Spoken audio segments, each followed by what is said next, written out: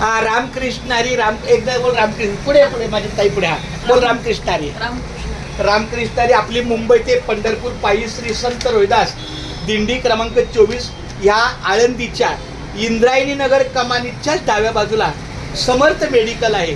त्या समर्थ मेडिकलच्याच बरोबर गेटच्या समोर त्यांचं म्हणणं आहे की आम्हाला पण वारकऱ्यांना पण शेवटी कसं आहे जिथं जरी रस्त्यावर नाही दिसलं तरी जवळ आल्यावर सुद्धा मेडिकल घ्यायला तो नाही. दुसरं काय नाही होत, वारकऱ्यांना यायला म्हणजे मेडिकल दिसत नाही. भरपूर वारकऱ्यांना काही तो वाचता वगैरे येत नाही.